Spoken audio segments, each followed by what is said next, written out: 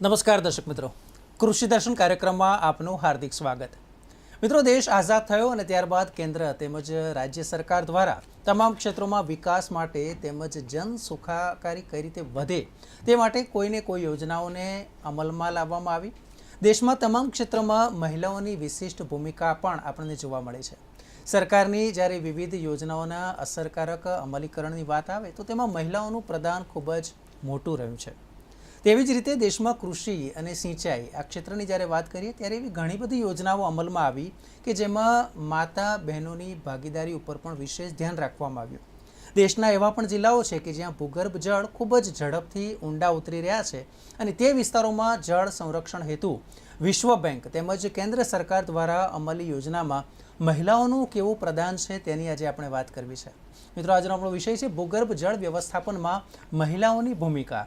અને આ વિષય પર માર્ગદર્શન આપવા માટે ડીડી ગિરનારના સ્ટુડિયોમાં હું સ્વાગત કરું છું શ્રી સંજય કાપડિયા સાહેબનું, કે જેઓ social development expert SPMU Atal Bhujal Yojana Gujarat જળ સંપત્તિ વિકાસ નિગમ લિમિટેડ ગાંધીનગર, તે સાહેબ અત્યારે આપણી સાથે અહીં ઉપસ્થિત છે.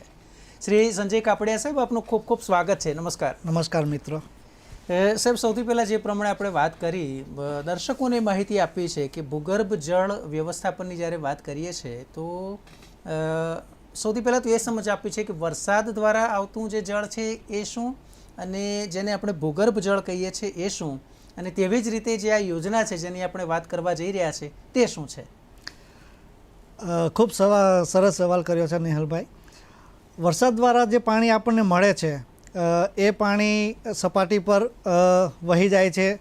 અમુક ટકા પાણી હોય તો એ જે તળાવો હોય એમાં સ્ટોરેજ થાય છે. અને ભૂગર્ભ જળની વાત કરીએ તો એ આપણા ભૂગર્ભમાં રહેલું પાણી કે જે દેખી શકાતું નથી, અને વરસાદનું પાણી આપણે દેખી શકીએ છીએ. અને ભૂગર્ભ જળ જે છે એ જમીનમાં સ્ટોરેજ થયેલું પાણી છે. અચ્છા, એક બાબત એ જાણવી છે કે જે જમીનમાં સ્ટોરેજ થયેલું પાણી છે તો શું એટલે એ થોડા સમયમાં હોય કે એ હજારો લાખો વર્ષોની પ્રક્રિયાથી એ જમીનમાં સ્ટોર થયું હોય, એ બાબત જાણવી છે. અને કેમ આપણા દેશના અમુક વિસ્તાર એવા છે કે જ્યાં ખૂબ જ ઝડપથી પાણી વધારે ઊંડા જાય છે? જી બિલકુલ. ભૂગર્ભ જળ આમ જોઈએ તો હજારો વર્ષોથી સ્ટોરેજ થયેલું પાણી એ ભૂગર્ભમાં હોય છે. અને દિવસે ને દિવસે ખેતીમાં, ઉદ્યોગો માટે અને ઘરગથ્થુ વપરાશ માટે પણ ભૂગર્ભ જળનો ઉપયોગ આજે વધી ગયો છે. ઘણા બધા દેશો એવા છે કે જ્યાં સપાટી પરના પાણીનો વધારે ઉપયોગ કરવામાં આવે છે. અને આપણા દેશમાં અત્યારની હાલની પરિસ્થિતિ એવી છે કે અત્યારે આપણે ભૂગર્ભ જળનો વધારે પડતો ઉપયોગ કરવા માંડ્યા છીએ, જેના કારણે ભૂગર્ભ જળમાંથી આપણે ખેંચાણ વધતા અને એની સામે એમાં રિચાર્જ નથી થઈ શકતું. એના કારણે જે ભૂગર્ભ જળ છે એ દિવસે ને દિવસે ઊંડા જતા રહે છે. એટલા માટે આજે ભૂગર્ભ જળ વ્યવસ્થાપન વિશે વિચારવાની આપણને એક જરૂરિયાત ઊભી થઈ છે. એટલે આપે જે પ્રમાણે સંજયભાઈ વાત કરી તો આપણે કહી શકાય કે આ તો એક ચિંતાનો વિષય છે. કારણ કે જો જળ વ્યવસ્થાપન યોગ્ય નહીં હોય તો કદાચ અત્યારે પણ આપણે ઘણીવાર જાણીએ છીએ કે કેટલાક વિસ્તારો દેશના એવા છે કે જ્યાં ઉનાળામાં પાણીની તીવ્ર અછત જોવા મળતી હોય છે. અને એવા કેટલાક રાજ્ય અથવા તો જિલ્લા તો જ્યાં ખૂબ જ ગંભીર પરિસ્થિતિ છે કે જ્યાં કદાચ 1000 ફૂટે પણ પાણી નથી રહ્યા. તો દર્શક મિત્રોને માહિતી આપવી છે કે ભૂગર્ભ જળ વ્યવસ્થાપન એ ખૂબ જરૂરી છે. તો અહીં આપણને ખ્યાલ આવ્યો. એ વિસ્તારથી સમજાવો કે ભૂગર્ભ જળ વ્યવસ્થાપન એટલે શું? ભૂગર્ભ જળ વ્યવસ્થાપન એટલે આમ જોવા જઈએ તો જે જમીનની અંદરનું પાણી, ભૂગર્ભમાં જે રહેલું પાણી છે એનું વ્યવસ્થાપન કરવું, એટલે કે એનું સંચાલન કઈ રીતે આપણે સારી રીતે કરી શકીએ. અને જે પાણીનું આપણે ખેંચાણ કરીએ છીએ એના કરતાં વધારે પાણી પહેલાં રિચાર્જ થાય અને જરૂરિયાત માટે આપણે જે પાણી લઈએ તો એ જે બંને વચ્ચેનું બેલેન્સ છે, બંને વચ્ચેનું જે બેલેન્સ છે એ જળવાઈ રહે, એને વ્યવસ્થાપન કહેવામાં આવે છે. કે આપણે અકાઉન્ટની અંદર જ્યારે આપણે બેંકની અંદર ખાતું ખોલાવીએ, આપણે અકાઉન્ટ હોય તો એમાં આપણે એમાંથી નાણાકીય આપણે જે નાણાં છે એ ઉપાડતા રહીએ તો એક દિવસ એવો આવે કે જે અકાઉન્ટની અંદર જે આપણા રૂપિયા પડેલા છે એ રૂપિયા એક દિવસ પૂરા થઈ જવાના છે. તો એ જ રીતે ભૂગર્ભ જળનું પણ આવું જ છે. તો ભૂગર્ભ જળ જેટલું આપણા જમીનની અંદર કે ભૂગર્ભમાં રહેલું છે તો દિવસે ને દિવસે એમાંથી આપણે પાણી ખેંચાણ કરતા રહીએ અને એમાં જો કંઈ ઉમેરો ના કરીએ તો એ જે ભૂગર્ભ જળ છે એક દિવસ એવો આવવાનો છે કે ત્યાં આગળ કંઈ નથી રહેવાનું. બિલકુલ.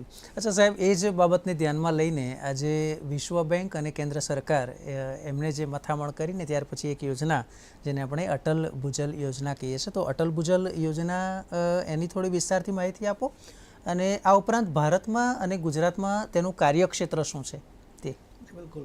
કેન્દ્ર સરકાર દ્વારા જે અટલ ભૂજલ યોજના 2019માં લોન્ચ કરવામાં આવી, આપણા અટલ બિહારી વાજપેયી જે હતા એ પૂર્વ અટલ બિહારી વાજપેયીના નામથી અટલ ભૂજલ યોજનાનું લોન્ચ કરવામાં આવી. તો એ અટલ ભૂજલ યોજના હેઠળ ભૂગર્ભ જળ વ્યવસ્થાપન કઈ રીતે આપણે કરી શકીએ એના માટે આખી એક સરકારે આ યોજના અમલી કરવા માટેની એક ગાઈડલાઈન તૈયાર કરી, અને એમાં એના ઘટકો પણ નક્કી કરવામાં આવ્યા કે કયા કયા ઘટકો પર આ યોજના કામ કરશે અને આ યોજના અમલી થશે. અને એનું કાર્યક્ષેત્ર વિશે વાત કરીએ તો ભારતની અંદર 7 એવા રાજ્યો છે કે જ્યાં અટલ ભૂજલ યોજના અમલ હેઠળ છે, અને ગુજરાતની અંદર 6 જિલ્લા છે કે જ્યાં અટલ ભૂજલ યોજના અમલી છે. ભારતના જે રાજ્યોની વાત કરીએ તો એમાં આપણું ગુજરાત, હરિયાણા, રાજસ્થાન, ઉત્તર પ્રદેશ, મહારાષ્ટ્ર અને કર્ણાટક, આ 7 રાજ્યોની અંદર આ યોજના અમલી છે. અને એમાં ગુજરાતની અંદર આપણા 6 જિલ્લાની વાત કરીએ તો એમાં આપણું ગાંધીનગર, મહેસાણા, સાબરકાંઠા, બનાસકાંઠા, પાટણ અને કચ્છ જિલ્લો આ યોજનાની અંદર આવરી લેવામાં આવેલ છે. તો આ જિલ્લાઓ શા માટે? કેમ કે આ જિલ્લાઓની અંદર એવું જોવામાં આવ્યું છે કે ભૂગર્ભ જળની પરિસ્થિતિ જે છે એ દિવસે ને દિવસે ખૂબ ગંભીર થતી જાય છે, અને એ પરિસ્થિતિનું જો નિવારણ હાલ અત્યારથી કરવામાં ના આવે તો 30 વર્ષ પછી આ જિલ્લાઓની અંદર એ ભૂગર્ભ જળની ખૂબ વિકટ પરિસ્થિતિ આવી શકે એવી શક્યતાને જોતા ભારત સરકાર શ્રી દ્વારા આ અટલ ભૂજલ યોજના આ વિસ્તારો માટે અમલી કરવામાં આવી છે. બિલકુલ. એટલે દર્શક મિત્રો, કહી શકાય કે જ્યારે પૂરની સ્થિતિ ઊભી થાય તે પહેલાં જે પાળ બાંધવાની વાત છે તેવી વાત અહીંયા આપણને જોવા મળે છે. અને ગુજરાતના એવા જે સેન્સિટિવ જિલ્લાઓ છે કે જ્યાં પાણીની વિકટ પરિસ્થિતિ છે અથવા આગળ જતાં ઊભી થઈ શકે છે, તેનું પ્રિકોઝન અહીં લેવામાં આવ્યું છે તેમ કહી શકાય. આગળ આપણે જાણવું છે કે મહિલાઓ કઈ રીતે આ યોજનામાં પોતાનું યોગદાન આપે છે, પણ હાલ લઈએ છીએ એક નાનકડો વિરામ.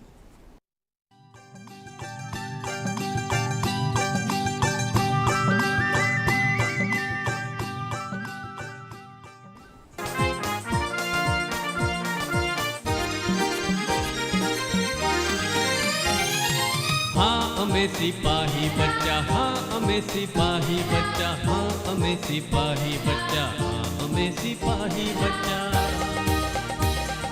समझी विचारी डगला भरिए, काम न करिए कच्चा, हाँ हमें सिपाही बच्चा. નિહાળો જીવરામ જોશીની વાર્તા પર આધારિત ધારાવાહિક મિયા ફુસકી દર શનિવારે સાંજે 6 કલાકે ડીડી ગિરનાર પર.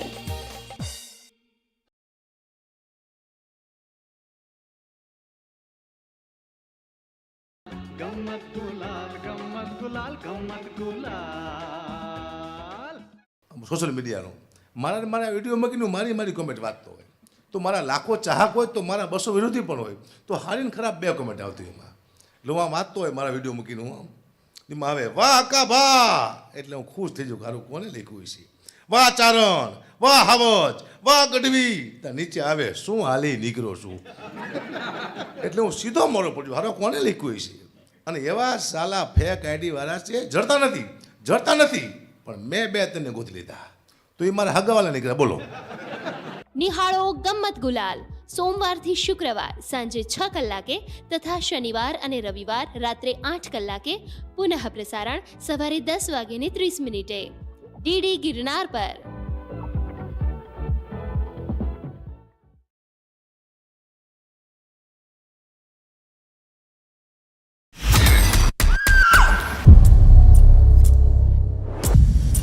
जरूरी नहीं समझते आपकी शहरियार से आखिरी बार कब बात हुई?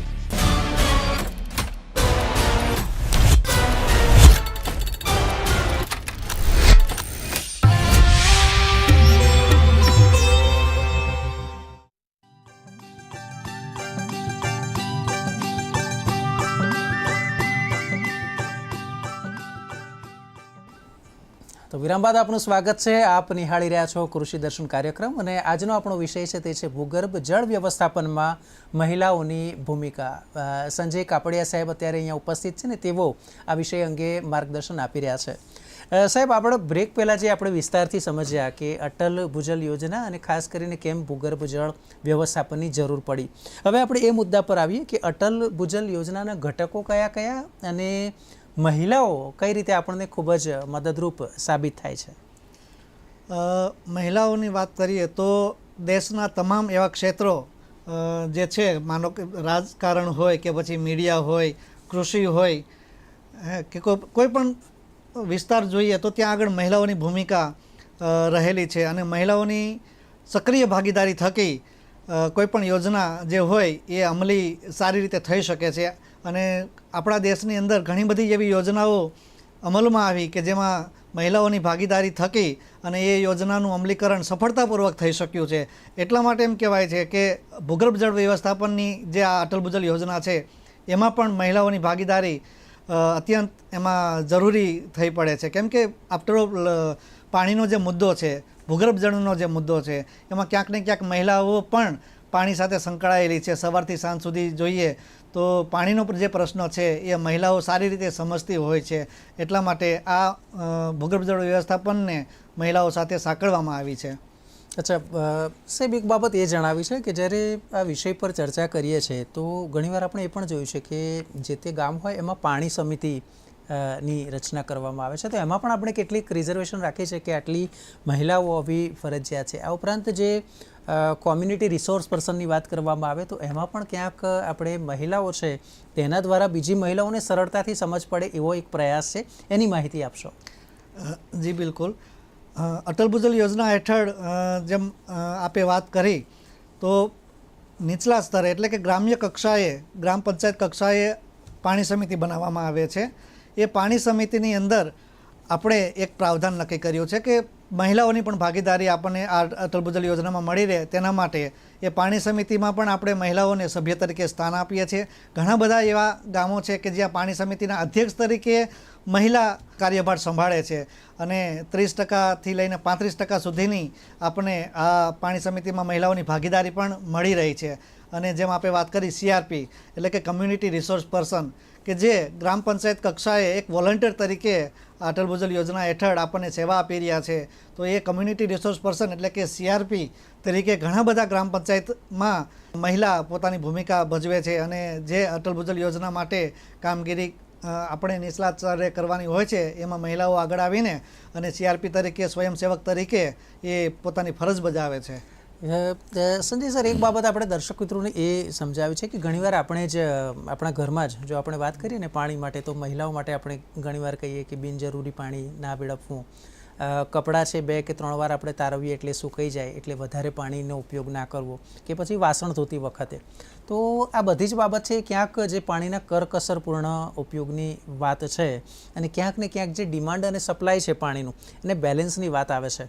તો માંગ ઘટાડવા માટે મહિલાઓ પાણીની ઓછા પાણીથી ચલાવી શકે એ માટે કયા કયા વિકલ્પો છે, શું ઓપ્શન આપવામાં આવે છે, કઈ રીતે તાલીમ આપવામાં આવે છે? જી બિલકુલ.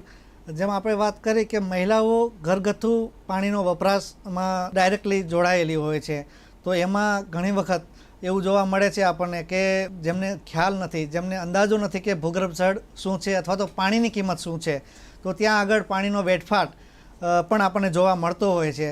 પણ ઘણા સમયની આપણે વાત કરીએ કે અત્યારે પરિવર્તન ખૂબ આવ્યું છે આ બાબતે. અટલ ભૂજલ યોજના હેઠળ ગ્રામ્ય કક્ષાએ આપણે તાલીમો પણ આપીએ છીએ અને લોકોને આ બાબતથી અવગત કરીએ છીએ કે પાણી કેટલું જરૂરી છે અને આવનાર સમયમાં પાણીની કિંમત આપણે ચૂકવવી ના પડે એના માટે અત્યારથી જાગૃત થઈએ અને અત્યારથી પાણીનો કરકસરપૂર્વક ઉપયોગ કરતા થઈએ તો આપણને એ વિકટ પરિસ્થિતિનો સામનો કરવાની જરૂર નહીં પડે. જેમ આપણે વાત કરી કે તાલીમ, તો તાલીમની વાત કરીએ તો તાલીમની અંદર પણ આવા ગંભીર મુદ્દાઓને આપણે તાલીમમાં આવરી લઈએ છીએ કે જેથી કરીને લોકો સારી રીતે સમજી શકે અને પાણીનો કરકસરપૂર્વક ઉપયોગ કરવા માટે પોતે પ્રેરાય. અને એ પ્રેરાય એટલે લોકો બીજા લોકોને પણ પોતે એક ઉદાહરણ પૂરું પાડી શકે એવા નવી નવી તકનીકો પણ અપનાવે. ખાલી ને ખાલી ઘરગથ્થુ વપરાશમાં પાણીનો કરકસરપૂર્વક ઉપયોગ કરવો એનાથી સીમિત આપણે નથી રહી શકીએ એમ. કેમ કે ખેતીમાં આજે જોવા જઈએ તો 75-80% જેટલું ભૂગર્ભ જળનો વપરાશ માત્ર ને માત્ર ખેતી માટે થાય છે. તો સૌથી વધારે પાણીનો જો બચાવ આપણે કરી શકીએ તો ખેતી ક્ષેત્રમાંથી કરી શકીએ એમ છે. તો એના માટે નવી નવી તકનીકો આપણે અપનાવીએ, સૂક્ષ્મ સિંચાઈ પદ્ધતિ છે એ અપનાવીએ. ડિમાન્ડ સાઇડ અને સપ્લાય સાઇડના જે કામોની આપણે વાત કરી તો ડિમાન્ડ સાઇડ જ્યાં જ્યાં રહેલી છે, માનો ખેતી હોય અને ઘરગથ્થુ વપરાશ હોય, ઉદ્યોગોમાં હોય કે જ્યાં આગળ પાણીની જરૂરિયાત પડે છે, એની ડિમાન્ડ છે, એવા ક્ષેત્રોની અંદર આપણે કરકસરપૂર્વક એનો ઉપયોગ કરીએ તો આવનારા સમયમાં આપણે આવી વિકટ પરિસ્થિતિનો સામનો ના કરવો પડે. એના માટે આપણે ગ્રામ્ય કક્ષાએ તાલીમોના પણ આયોજન કરીએ છીએ અને મહિલાઓની ભાગીદારી પણ એમાં આપણને મળી રહે એવા પણ પ્રયાસો કરવામાં આવે છે. બિલકુલ. એટલે દર્શક મિત્રો, અહીંયા જે સાહેબે માર્ગદર્શન આપ્યું, એક બાબત એ પણ સ્પષ્ટ છે કે જેમ કે સ્પ્રિંકલરનો આપણે ઉપયોગ કરીએ કે પછી ટપક સિંચાઈ પદ્ધતિનો જો ઉપયોગ કરવામાં આવે તો એ રીતે પણ આપણને પાણીની બચત સારામાં સારી માત્રામાં થઈ શકાય છે અને મહિલાઓની પણ તેમાં ખૂબ જ મોટી ભાગીદારી રહેલી છે. આગળ પણ આ વિષય પર આપણી ચર્ચા યથાવત રહેશે. ક્યાંય ના જતા, એક નાનકડા વિરામ બાદ પાછા મળીએ.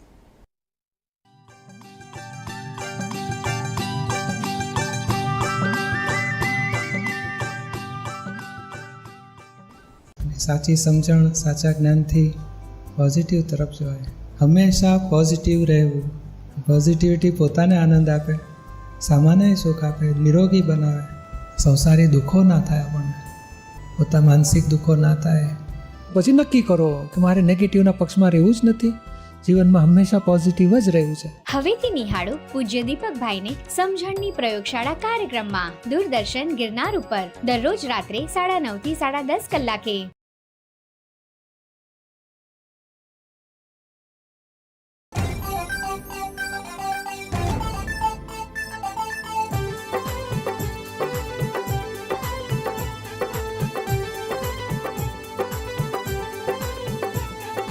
धमाल गम्मत मजाक मस्ती, अरे धमाल गम्मत मजाक मस्ती ना कशाનું ટેન્શન, હસવા ઉપર આ જગ્યાએ નથી લાગતું રેશન. ફુવારા કોર્પોરેટ પ્રસારણ શનિવાર અને રવિવાર સાંજે 5:30 વાગે માત્ર ડીડી ગિરનાર પર.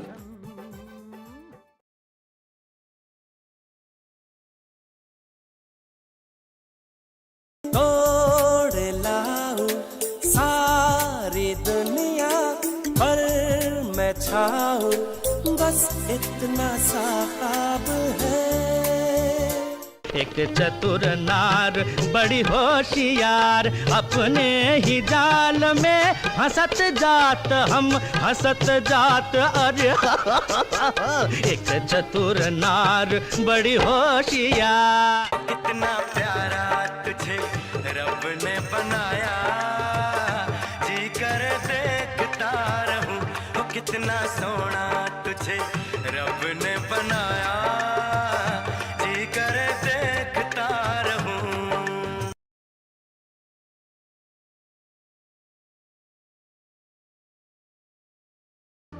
फौजी की एक ही सोच, एक ही धर्म, एक ही कर्म. आपका देश, हमारा देश, अपना देश, ये भारत देश. फौजी है, फौजी है. सोमवार से गुरुवार रात 9 बजे डीडी नेशनल पर.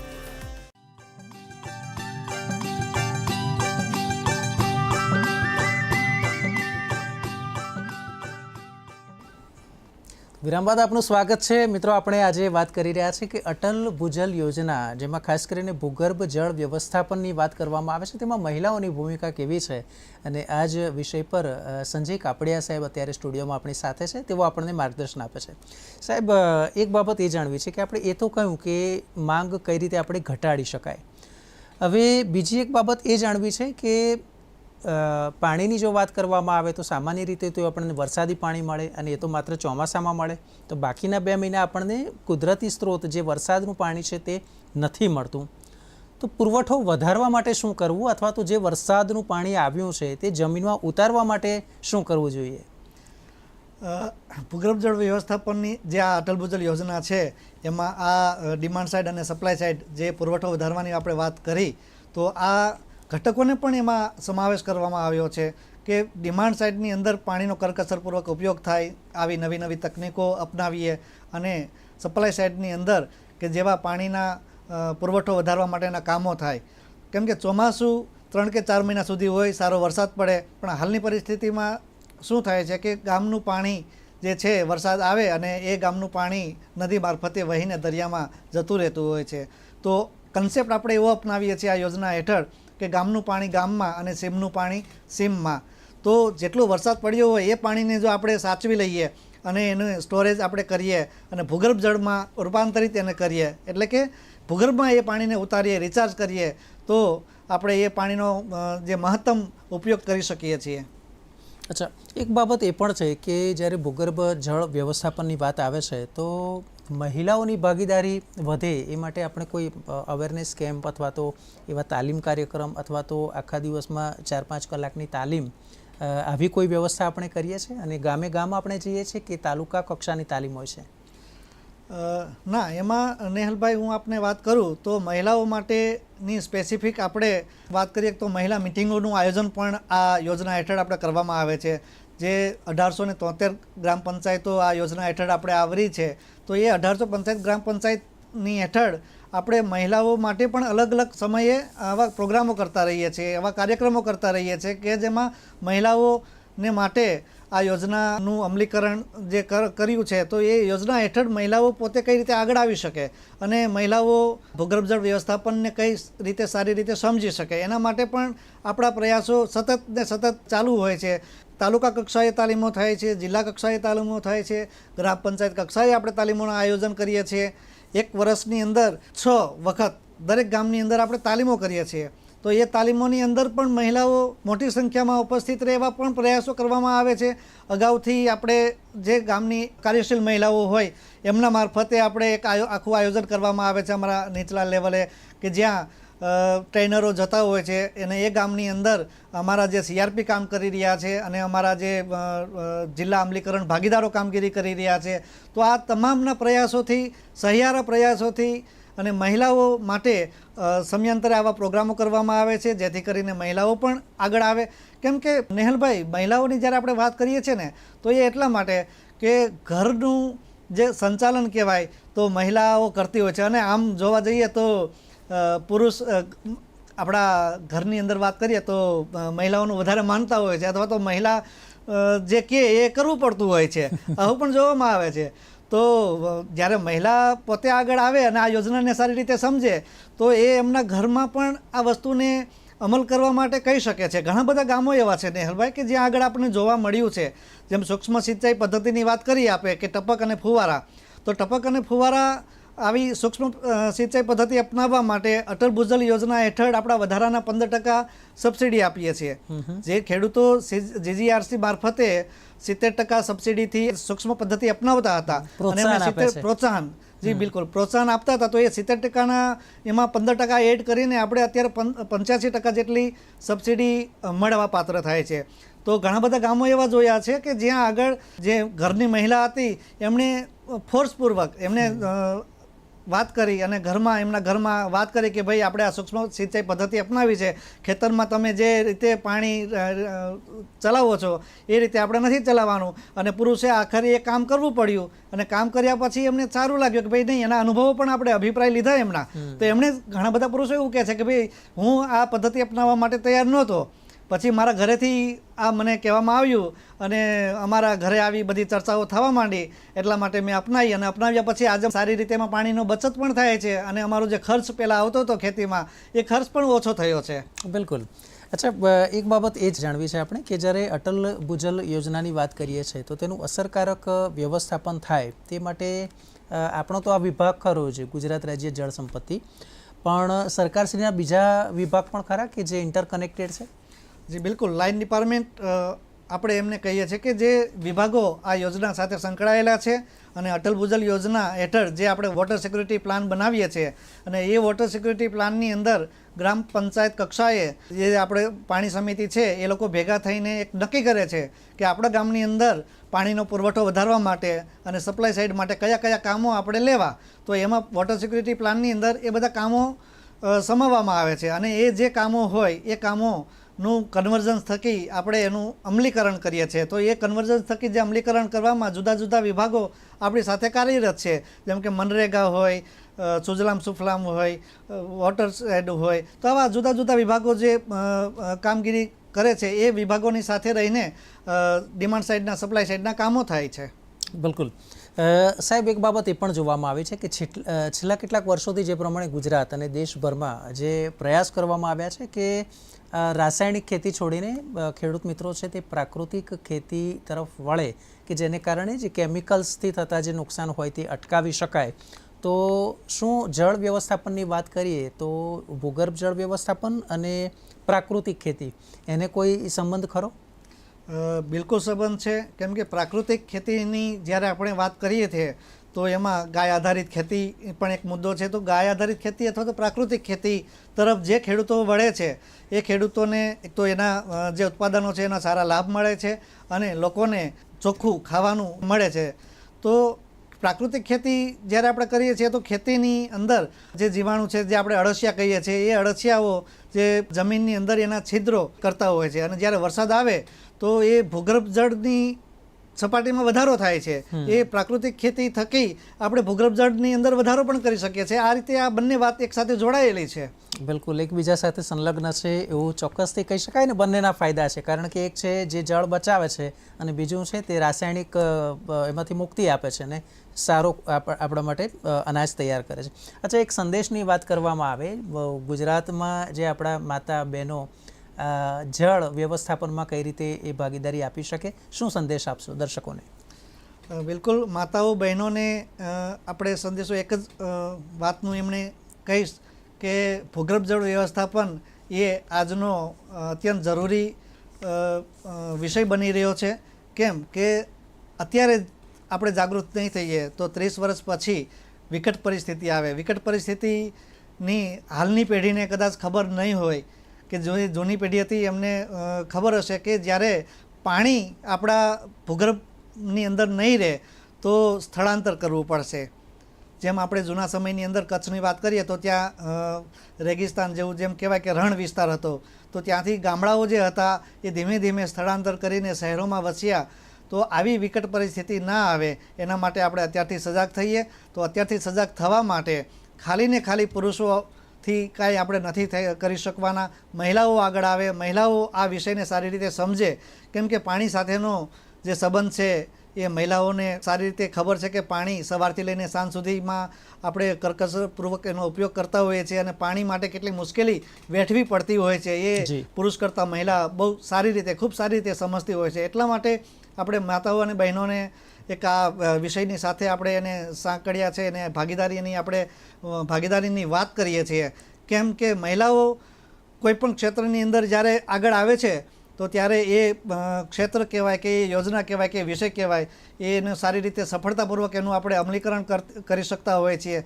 મહિલાઓ જે યોજનાની અંદર અથવા તો જે વિકટ પરિસ્થિતિની વાત કરીએ કે વિકટ પરિસ્થિતિ કોઈ પણ સમયે દેશની અંદર જ્યારે જ્યારે આવી છે ત્યારે મહિલાઓ આગળ આવી છે ને ત્યારે આપણે વિકટ પરિસ્થિતિમાંથી બહાર આવી ગયા છીએ. બિલકુલ સંજયભાઈ, આપે જે આ માર્ગદર્શન આપ્યું, ખાસ કરીને અટલ ભૂજલ યોજના ભૂગર્ભ જળ વ્યવસ્થાપન અને તેમાં મહિલાઓ શું શું યોગદાન આપી શકે છે, કઈ રીતે યોગદાન આપે છે, તેની પણ આપણે ખૂબ જ સુંદર વાત કરી. મને આશા છે કે દર્શકોને આ વિષય ખૂબ જ રસ પડ્યો હશે તેઓને. તો આપ આ ચર્ચામાં જોડાયા તે માટે આપનો ખૂબ ખૂબ આભાર. ખૂબ ખૂબ આભાર. તો દર્શક મિત્રો, મને આશા છે કે આજનો કૃષિ દર્શન કાર્યક્રમ આપના માટે પણ કંઈક જળ વ્યવસ્થાપનની કંઈક વિશેષ માહિતી લઈને આવ્યો છે. આવતા અંકમાં ફરી મળીશું એક નવા વિષય સાથે. ત્યાં સુધી મને રજા આપશો. નમસ્કાર.